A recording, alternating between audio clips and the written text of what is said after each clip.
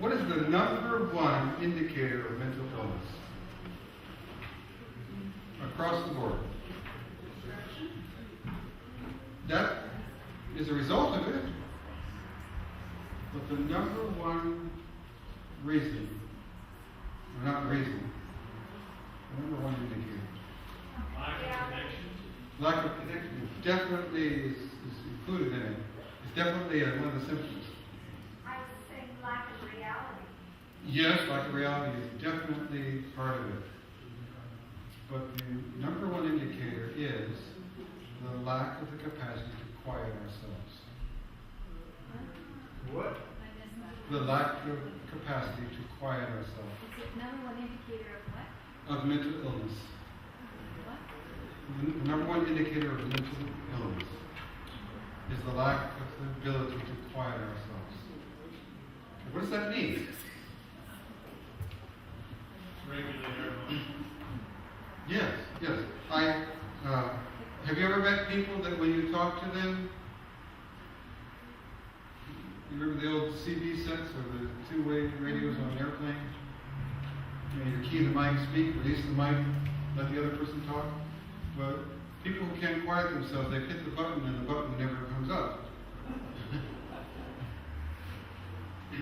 Because they have no capacity to recognize it's time to pause. And it's time, they can't quiet themselves. And they're not allowing anyone else to be quiet. See?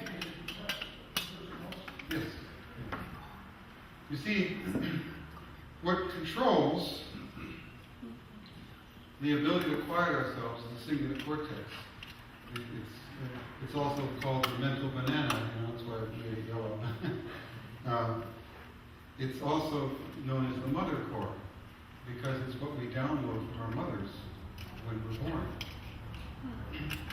When we're looking into the face of our mother, could be our father too, it's just the mother's usually the one that's doing most of the eye contact, especially nursing mothers.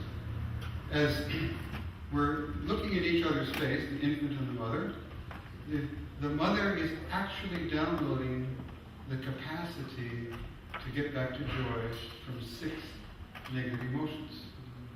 Sadness, anger, disgust, hopeless despair, shame, and anger.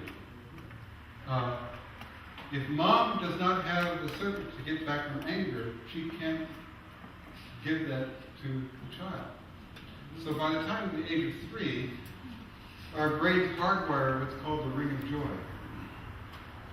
And if one of the 6 or more than one, if we can't get back to joy from one of those, the brain will hardwire around that emotion that we can't get back to joy from. And so whenever we hit that emotion, we jump to another one to try to get out. So I was raised in a shame-based family.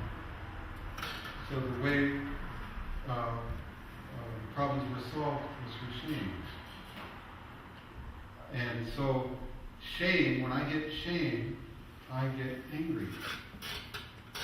Now I've recognized it, and so now I'm aware that this is something that not only am I asking the Lord to do something and miraculously, no, I'm saying, Lord, connect me with another brain that knows how to recover from shame, because that's how we learn anything. The first time around, we learned the dysfunction from a brain that was more mature than ours. We learned proper function from a brain that is more mature than ours, because our brains copy one another.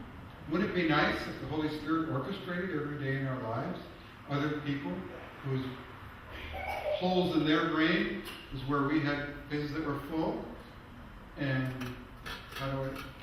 and holes in our brain where other people had it full? Did I say that the other way? And when God's people are configured around the sanctuary in this square, that is the organizational pattern in which our cingulate cortex is able to recognize my lack and your gain, etc., back and forth. So in other words, in one area, I may have shame, and you know how to recover from shame, so I just copy you. In another area, I know how to get back to joy from disgust, and your brain doesn't know how, and so you copy mine. So it's kind of back and forth. So the design is a design of reparenting of the brain. So this mother core, or cingulate cortex, is designed to match energy levels between one brain and another brain. So, how does Paul say, those who sorrow? I'm completely, we sorrow with those who sorrow. We enjoy with those who enjoy. So we synchronize with others because we're joining them in the same energy level. That's the way the literature calls it. That they're in. And then once we've joined them, if our brain is more mature, then we lead them back down the path that our brain knows how to navigate, or vice versa. And it's not done by discussing it, it's done by modeling it. You ever see people who seem to know how to manage and say the right thing and just kind of, they just, in every situation, they just know what to say, how to say it, and, I run into that situation. Man, how did you do that? I'm going to flub the ball here and be embarrassed. That's because their brain is a high-capacity brain that has a map of what it's likely to do in each of these situations without having to think about it. If I'm behind, I just have to build joy strength with those who are glad to be with me, and we practice joy, and then the cingulate quiet together, and my brain will get there. It will develop a complex map of how life works without ever discussing the anatomy of it. So the symbol, the more mature brain carries the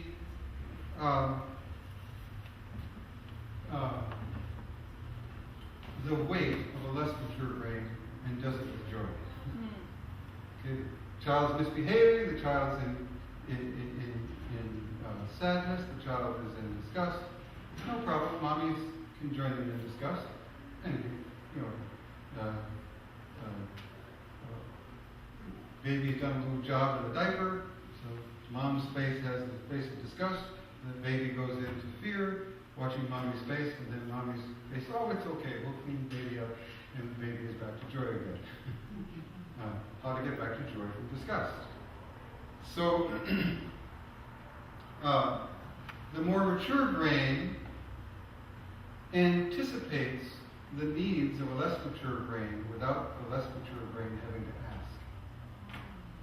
ask. And when you're in the presence of somebody who anticipates your needs without you having to ask, that brings quiet together and builds trust. If I have to ask for everything I need, I can't rest in your presence. I could share stories, and so could you. So, quiet together is a capacity we learn from those who are meeting our needs, and if it's strong enough, it gives us the capacity to rest even in the presence of our enemies.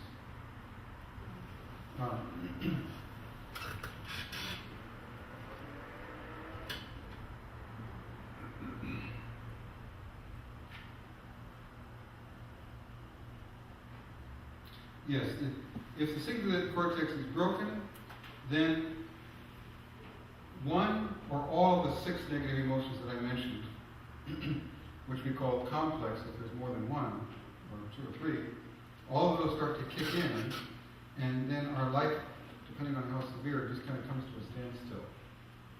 Jesus on the cross would have experienced all 6 negative emotions to the max, plus the secondary emotions that come from our left hemisphere, which, if you experience them all at once in full force, your brain will basically melt down. And remember, if the base of the brain is knocked out. Attachment. Father. My God, why have you forsaken me? If you knock that out, you know that 2, 3, and 4 is gone. Because it's hierarchical. So, hopeless despair sets in, and intense fear sets in, and then the fourth one we'll discuss sets in.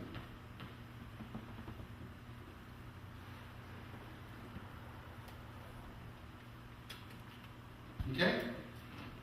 If it has to do with bearing one another's burdens, the weak and the strong together, that's God's plan. The strong are those who have emotional capacity, the weak are those who have less emotional capacity.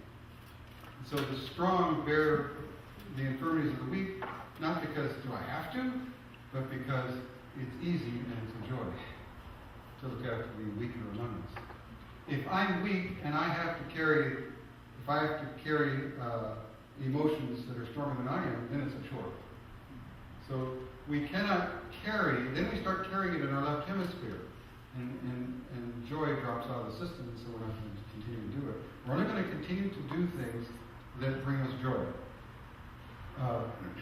You can't white knuckle it forever. Joy, it's a tremendous joy to synchronize with someone who has a less mature brain, and they're willing, and to bring you back to joy. That's God's joy with us. But first we synchronize, and I don't know if I don't have time to tell you the story. I was just going to ask you to list those.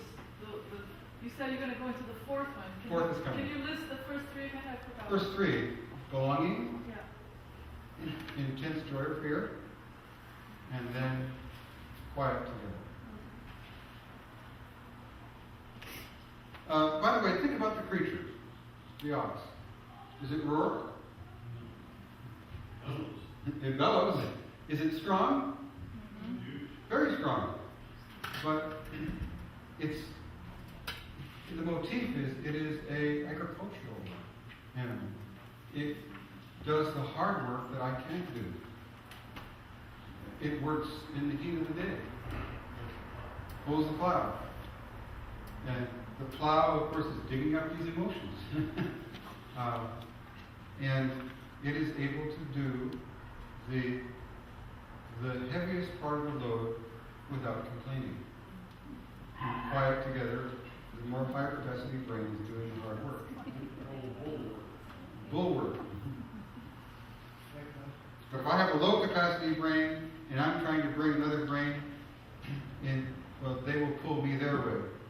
Just forget about it. I'm not going to be successful. Well, here's a picture coming up. This is a SPECT scan of a brain that the cingulate cortex is in a storm. They can't quiet themselves.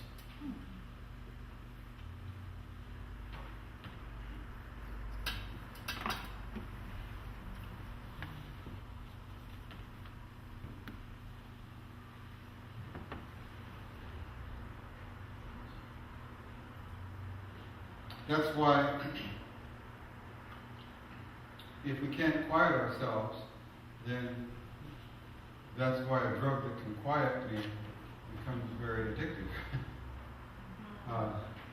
But if I connect with a high capacity mind, not only am I quieted, but my brain is learning how to quiet for the rest of my life.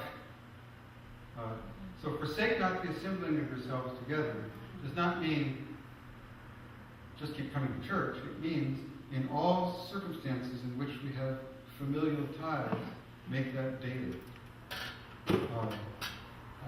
I'll share an experience with you after my wife's dead.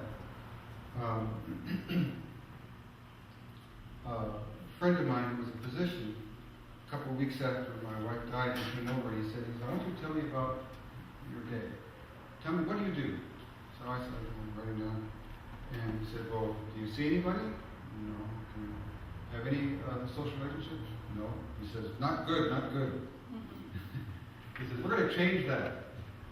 Now, I didn't know him that well at the time. But he says, what we're going to do is, he says, you're coming over to my house every Tuesday. And you're just part of our family now. He said, you can, if you want to go in the room and cry cry, you go ahead. If you want to sit and read, go ahead. If you want to sit at the table and eat with us, that's fine. You just do what you got to do, and just know that you're part of our family. Just come on over. And so after he said that, I said, Lord, thank you. I have an idea. So I called another friend of mine that I knew would not be offended. I said, you know, would you mind if I come over to your house every Wednesday? I said, I don't have to come. I might not come, but just to know that the door's open. And you know what they said? Sure. We'd be delighted, because after the funeral service and after all the goodbyes, nobody knows what to do. They don't want to visit you, because they don't want to interfere. They don't want to call because they don't know what to say. And so, if they have a duty that they can perform, that they would enjoy doing, I'd love to. So I filled up every day, different friends. And you know what happened? That I looked forward to it and they looked forward to it.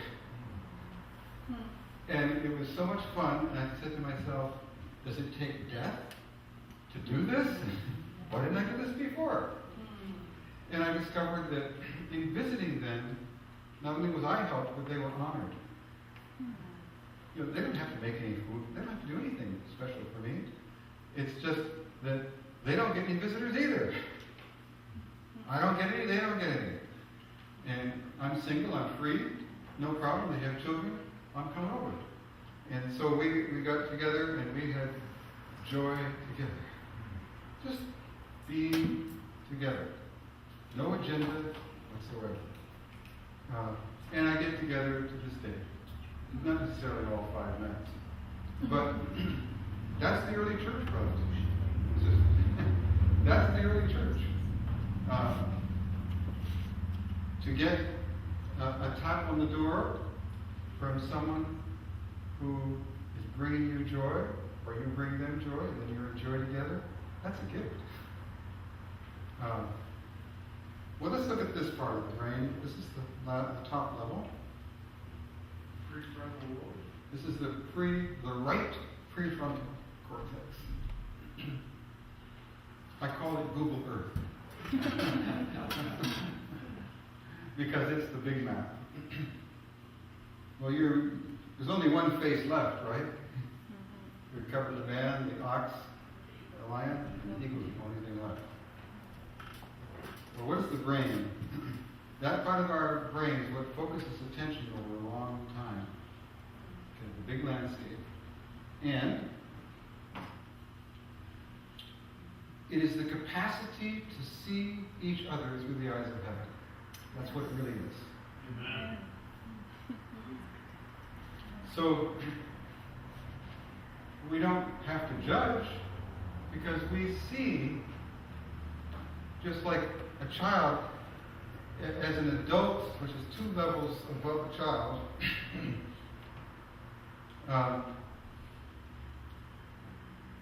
we're not going to judge them if we're an adult. We see exactly where they are in maturity. No problem. I'm not offended if they call me,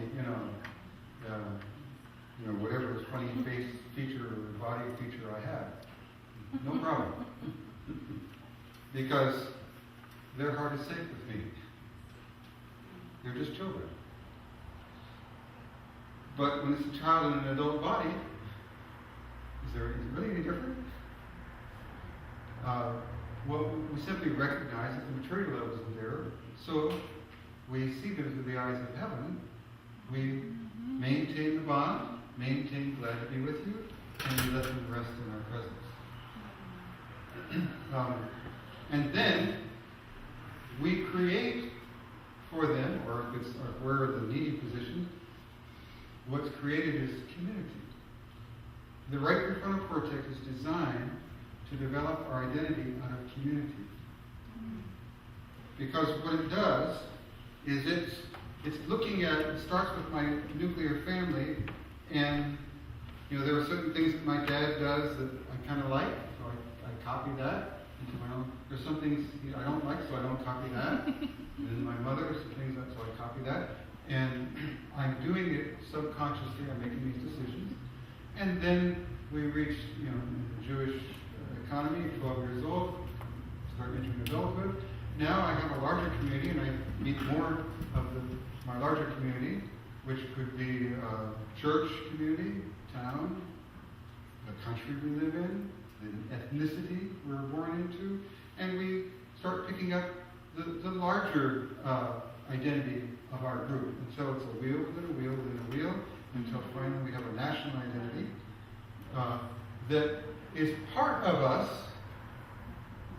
but the right prefrontal cortex integrates community with personal identity. So it's me acting, at the same time it's my community acting. So, whether we're Canadian or whether we're American, if we're overseas in a different culture, we immediately kick each other out because we realize that we're of the same community. Or it could be an Adventist community. What are our brains looking for? There are telltale things. We say, well, I know that you're like me. We have a similar map and outlook that creates our group identity.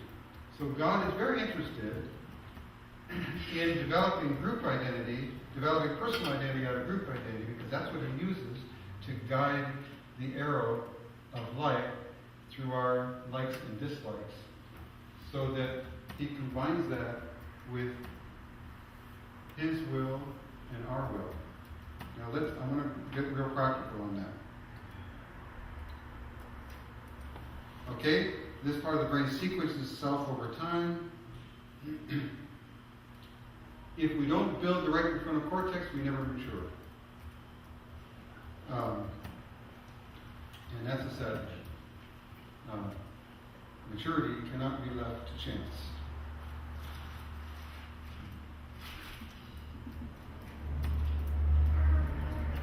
Okay, the only way to recover the right prefrontal cortex is through community. The community has to have in place the three bonds: high joy strength, the capacity for the weak to feel that they are not being controlled, and they will take on the identity and build a joy-based individuality, individual identity from which they can function. Jesus, remember, He prayed 7 times, or 7 devils, or 7 times for Mary Magdalene. Permanent bond. She became a sister to Him, and she was her brain map was intense, bad, and scary. He changed it to intense joy, and she had quiet together in His presence. She was the one that wanted to listen, while Martha was the one busy.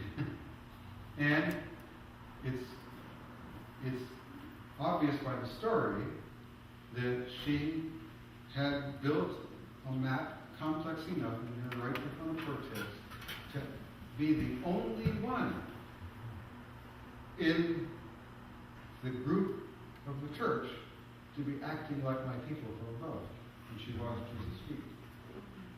The only one who had a properly functioning right prefrontal cortex.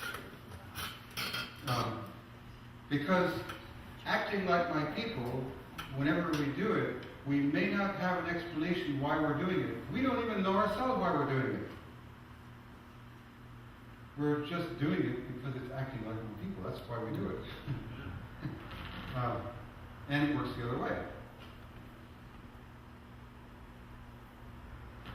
Okay, it goes without saying, we're talking about the North. We're talking about group identity and acting out of that group identity. If we're talking about acting out of our group identity, we're talking about the North. Keith, do those directions correspond to where the tribes are in relation to the sanctuary? Yes. So the 3 tribes on the top, if we study both the man, let's just say it's Asher, and we study his descendants, their issue is always, or their motif is always going to be acting like my people from above. We're talking about the bottom, Reuben, Simeon, Gad. We will always have some issue that has to do with how do we belong. So,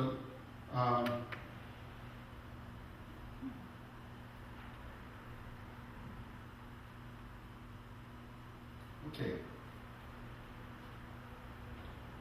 Let's look at a tree for a minute. The tree of Jacob. You know the story of Jacob?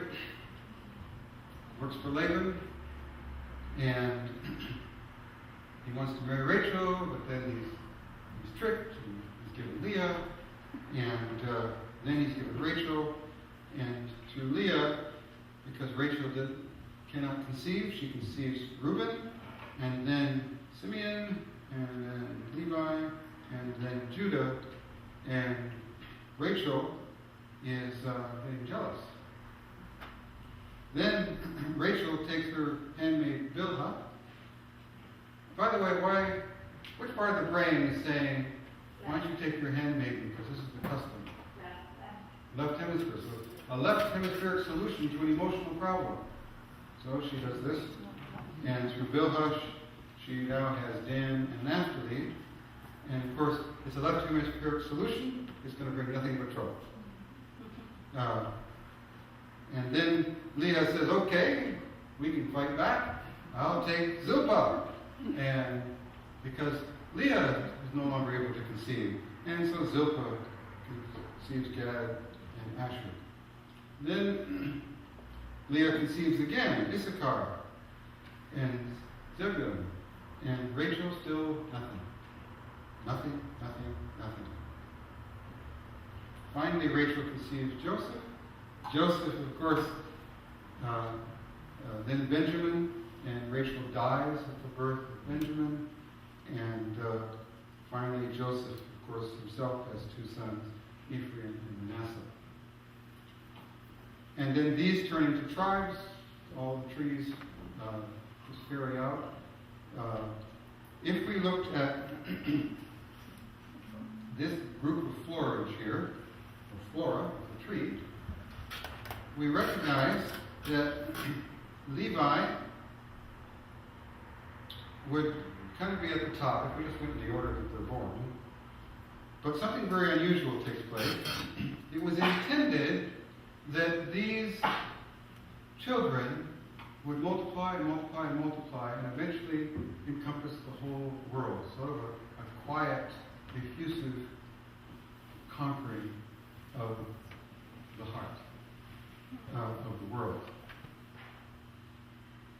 Okay, I'm going to skip this. And let's just go a little further down. Here we go.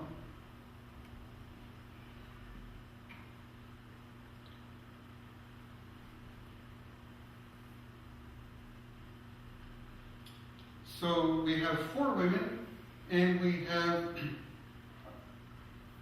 4 or 5 clouds of descendants. Notice that Asher and Dan, they're the ones that ended up on the north side. Simeon ended up on the south, and then the east and west. And then Levi ended up on what we call the 3D north, kind of up here, overlooking the whole thing. Because they're the tribe that, because of Levi's sin, killing the Shechemites, they were not able to own property. So it turned that into a blessing, because anytime you lay down a law from the left hemisphere, you can't change it. You have to override it with something else.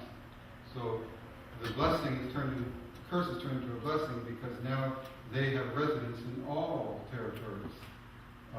They're given cities of refuge.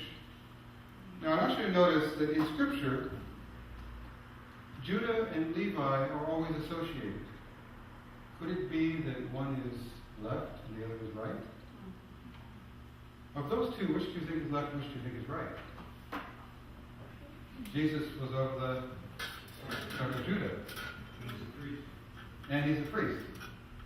So on this earth, he's from Judah. He ascends to heaven He's a priest. Coming back as king. He comes back as king, so he's right hemisphere on earth. Our left hemisphere representative up there. But Levi and Judah are paired. They're always in Scripture. Levi carried the law and carried all the implements of French. Levi was left hemisphere. Judah was right hemisphere. Judah was on the east, the lion, the guard shack. What does it say of Jesus?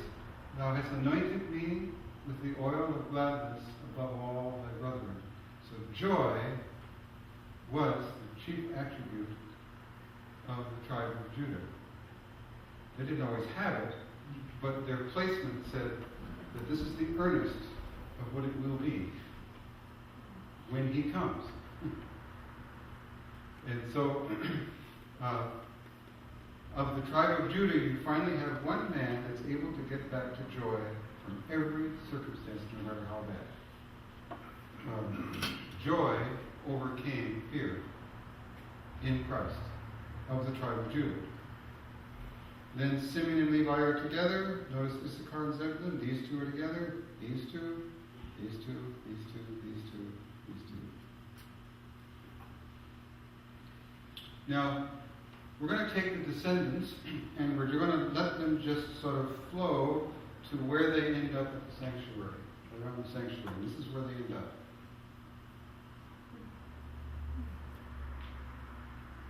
And we're going to color code them, just so we can kind of keep track of it. I'll color code them the same way that we color coded the brain.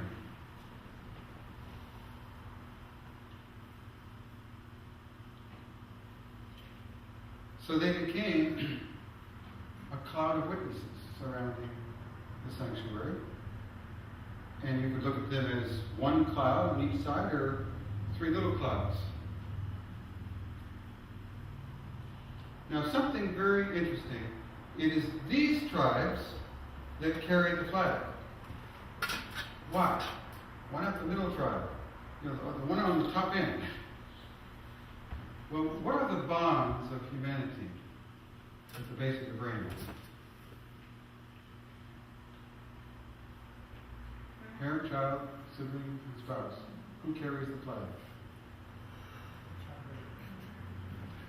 The one on the right, the father and husband, carries the flag. What's that mean? They carry the identity of the family.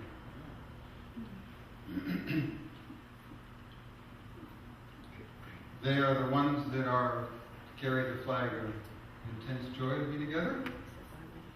They are the ones who bring rest to the family, and they are the ones that develop a group identity of this is what my family, this is who we are. Fathers and husbands carry the flag of the whole family. Now I want you to notice that the Bible uses fractal language. Each of those tribes, how many people are there? It varies. But they're in the thousands. But God is looking at each tribe as if it's one person. So the one who carries the flag, it's a whole group of people, but it's being, it is as if it is one man. So that the tribe at the other end, who might that be represented?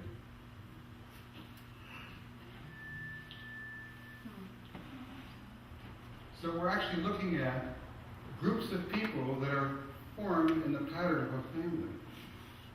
So we have all the tribes to the right, which are color-coded there. They are very mature, at least they're called to be mature, and they, in their behavior, have all the attributes of behavior that a wife and mother would have, if we trace them through history. That leaves the middle tribe. What's the middle tribe? The middle tribe is the track of maturity. Simeon, if you look at the stories of Simeon, it is always infant maturity. Simeon never grows out of infant maturity. It was the Simeonites that marched in at Baal Peor, went and of course Simeonites rebelled. The Simeonites also got involved with the harlots of Midian. So they were grown men. They would have been in their 60s, behaving as infants. Because an infant, it's all about meeting my needs.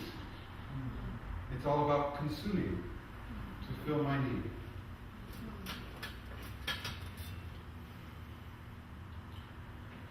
An infant is anywhere between birth and 3 years old.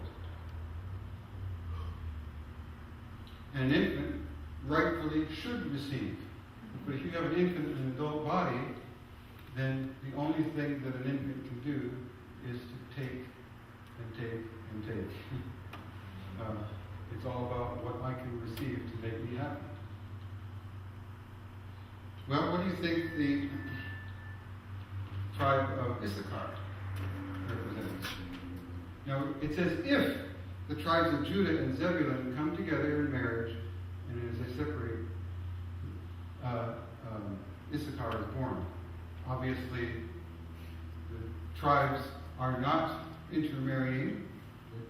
There might be some, but that's not the motif. The motif is that the whole tribe is in the position of the heads of bonds that the human race is designed in a nuclear family. But they're designed to teach a message. You have a whole family that represents intense joy. A whole family group, 3 tribes. And a whole family group that represents belonging. And a whole family group that represents quiet together.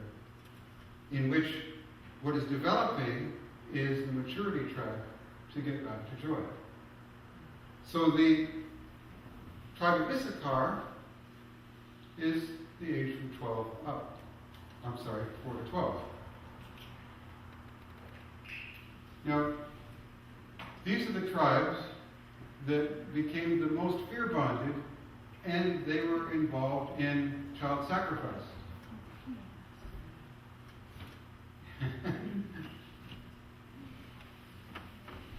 So somebody was trying to upend God's system.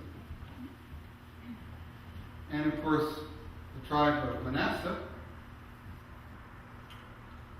is the tribe that is defined, adult is defined from 13 all the way up to when we have our first tribe. And so I should have had more than one picture, but this is, of course, toward the period of life where we have children. An adult is defined by the capacity to take care of 2 or more people simultaneously. An infant can only take care of one person in itself. A child can only take care of one person, me. And then the next stage, tribe of Asher, and by the way, married adult, of course, is the next stage, in which sacrificial giving is joy. But the final stage is something that we don't have in America. There's hardly any at all. But it's a stage that's called elder maturity. It means it's the capacity to carry a whole group of people like Abraham as a parent would carry a family. Elders, our society is basically anti-elder maturity. Now, let's just think of a Bible motif for just a minute. What tribe was Anna from in the temple when Jesus came as an infant? Anna of the tribe of Asher. And notice the scriptures say she was, I think it gives her age, doesn't it? 84 years old, I think. Prophetess. She's a prophetess. She'd been in the temple. Tribe of Asher. The tribe of Asher. Great age. And great age, and I think it gives, Lived with a husband 7 years from her virginity. so 7 years, 4 years. 84 years old. And she is not married. That's important for this motif. And Simeon is not married. So you have a man and a woman, both aged, not married, and it's saying these two are sibling bonded. But they are of elder maturity, and here is God. What maturity level is he? Infant. So God is in infant maturity, and man is elder maturity. Top level, God at the bottom level. Isn't that amazing? Because the tribe of Asher represents elder maturity. So that's why it's saying they're not married, but they're very old. And in those days, more so than today, age was a little bit more of a guarantee of maturity, but not a total guarantee. But in the system, it would be a guarantee of maturity. And of course, the same works for men and women. Let's look at the social DNA structure. So here we have the children of Israel. They are in a square formation. The round is social, just like the atomic structure, the biological structure, the cosmic structures. There are 3 bonds and 4 family groups. What's the function?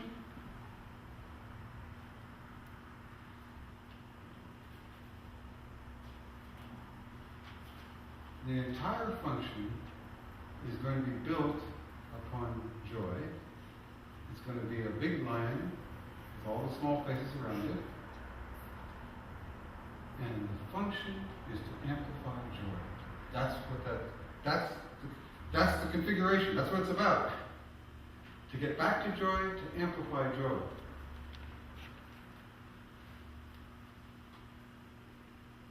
And of course, order of chaos. Now, I want you to tell me, as you watch this, tell me what creature this looks like. Just watch the movement.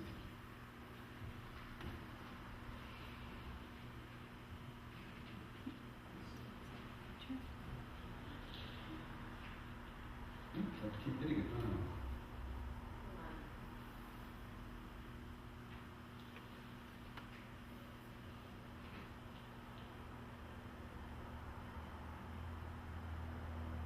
What does that look like to you? Snake. Yes, who said the snake? Pac-Man. You did. Very good. Good right brain.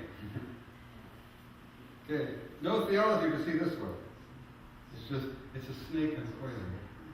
This is the pattern that the children of Israel, as they broke camp, Judah led out first. And Naphtali was the last one out. Well, let's take a look and see what that looks like when it's strung out linearly. So this line is saying the same thing as the square, but it's setting it in a linear way. So the tribe heads out, the first tribe that heads out is what? Judah. Judah stands for Jesus, but emotionally speaking, it is joy stemming. So the tip of the arrow is joy. And the back of the arrow is from the north side, the back of the arrow is acting like my people. So the entire arrow is guided by joy strength in front, acting like my people in the back. That's what's guiding the arrow through history. The guidance system is not, well, what's the best thing I can do to get out of trouble? Or what's the best thing I can do, to pad my own place? The guidance is, what is it like me and my people to do? Which can vary greatly according to circumstances. Well, you can look at this. There are the faces. That's where they would be. You can look at this as a code.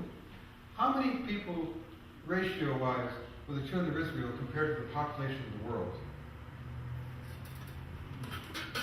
small. Very small.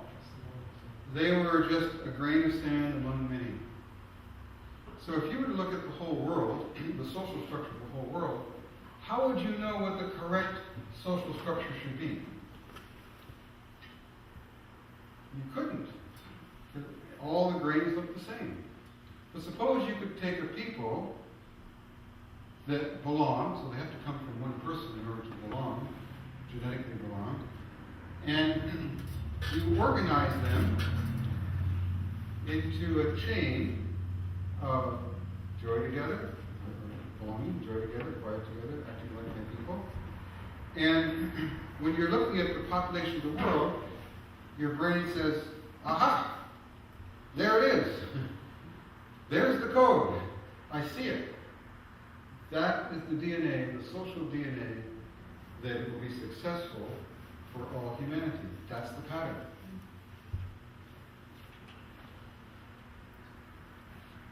Superimpose it at the top of the DNA code. Now, those pieces have names, and they also have numbers. And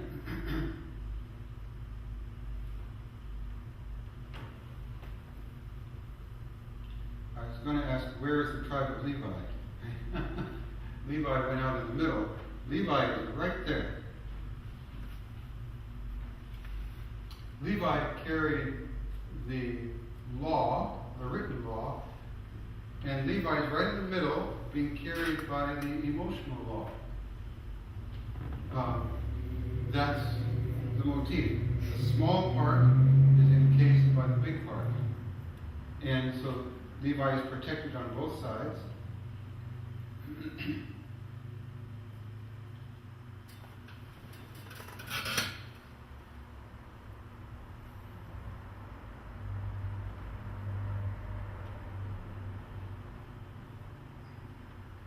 Too long.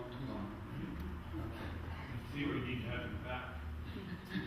We're missing 4 or 5 more of your service. Each of those spaces we could spend 2 hours on, a complete Bible study. Because I haven't been able to give you the Bible, all the Bible stories, but if I had time, they would fit together really tight. But take my word for it, read the book, those kind of things. Where is the boundary in this system here? You see it? Where's the boundary here? Oh, it said the earth. This is because of weather system boundary. One of the difficult things is, where is the edge of something that is not man-made? Very hard to sometimes determine. But we're looking at the frontal system. Look at this one. There's a boundary there, and there's one here. So there are boundaries between water and land, and there are boundaries between air and water, and boundaries between air and itself. Where's the boundary here? If you were to measure, is it here? Or is it here? Or is it here? Or there? It's all of them. You can't nail it down because that tide is constantly moving. But in the distance of 2,000 miles, who cares about a few feet? You're there. That's how the boundaries are defined in Scripture. Let's take a look at some boundary issues. The question is, where's that arrow going as it uncoils and heads across the desert? Where's it going? And it says, to the kingdom. It's headed to a black cloud. That's where it's headed. And there's the cloud.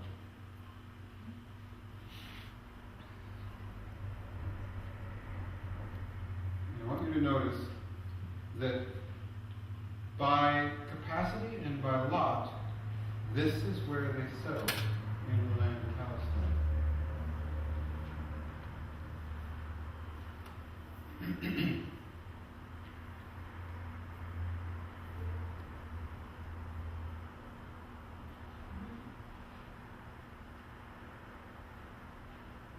Now, once they've settled, and this is quite by chance where they end up,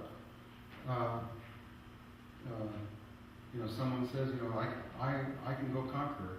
Joshua, let me go conquer the land that I have in my heart. I'll go take I forgot what group of people they were. Limelech, they already, Amalekites, I think. But I don't remember exactly. Well, we're going to look at a perspective from above. And something very interesting takes place. This is where they settled. The Bible says, do not remove boundary stones. But the boundary stones were removed because after they settled in Palestine, along came what? The Assyrians and displaced them, the Babylonians, the Medo-Persians, the Greeks, the Romans, and every time the land was taken over, the boundaries were redrawn. But those boundaries are sacred boundaries. And so, by the way, the Levites, this is where they settled, the cities, and that radius would represent a day's journey to get to the cities. What we have to remember is that when we're looking at the land, think of them as if they are clouds of people. So that, remember that this is where the people were around the sanctuary. This is where they are when they're settled. So if we kind of forget, they're kind of here, but their attributes remain the same. So this is just like a mental image. Judah is up here, Issachar and Zebulun on the east side, and therefore their attributes are still the same even though they're in a different location. So what we're going to do is we're going to take two maps, like Google Earth. We're going to take the map of the children of Israel, where they settled, and we're going to superimpose it on top of the map of what it looked like in the days of Jesus, which was Palestine under the Roman authority. And if we study the scriptures, we'll discover where this, 99%, where Jesus was when he said this, did that, and healed the lame man and the blind man in Jericho and the woman at the well, etc., etc. If we look at those dots on the bottom, which is the land of Palestine at the time of Jesus, and we compare it with the same location on the ancient map of where the children of Israel used to settle, what we'll discover is something absolutely amazing. And that is that the behavior of Jesus when dealing with these different people groups, the tribes are long gone, is identical to the redemptive behavior, to the brokenness of that tribe. Does that make sense? So the tribe, the generational sins from parent to child persist, and that brokenness took place in a parent-child system. The children of Israel was a parent-child system. When Jesus came, it was a sibling system. All of you are brothers. The disciples were brothers to him emotionally. In the sibling system, as he steps on the land, wherever your feet shall trod, that land is yours. When he physically steps onto the land that was once occupied by the tribe of Manasseh, he is spiritually reclaiming that part of the heart that is broken. That's the motif. And that is the case in every single situation in the life of Christ. That if you want to know what was in the heart of God, you just look at the map and you can see that We have the Bible text. The Syrophoenician woman was in the area of Asher, and it just keeps right on going. Walk to Emmaus, and each of these is a Bible study in which when we put them side by side, we say, sure enough, why did Jesus act this way with this person, and this way with this person? Because what was happening is that as he's in these different territories, and then a little diagram to show you what part of the brain is being worked on. As he's in these territories, he remembers the stories that took place in these locations. And from the stories, it's a new situation that's now taking place. He knows what it's like him to do in the present based on what was done in the past, because the past is his people. That's how the right and frontal cortex works. We build up history, and the only way I know to do what I need to do now is based on history that is like something that I'm doing now. And so my brain reaches into a file cabinet, opens the drawer. What's it like us to do in this situation? Okay. And then I am able to act out what my people do. And so the woman at the well was in the area of Manasseh. Manasseh had difficulty resting. No quiet together. Two things. Manasseh had two areas. One on the east, one on the west. You had the woman at the well who had difficulty resting in the presence of Jesus. When he was done, she was able to rest in his presence. The only one that is directly told, "Yet I that speak to thee in thee." On the other side of the lake was Gennesaret, I believe, the demoniacs. No quiet together there. And so he brought quiet together in the area of Manasseh. So he's teaching through his movements how the heart is conquered from each of the broken areas of the three bonds: sibling, parent, child, spouse, within the context of acting like my people, fear together, obviously, in that case, no capacity to belong together, and no capacity to rest. He's restoring those attributes in each of those stories. So we get to the end, and it's amazing and it's fun to go through the Bible and see the heart of God in repair work in a macro scale. Because remember, truth is a fractal. The whole tribe is teaching a truth about the smallest part, which is one person, our heart.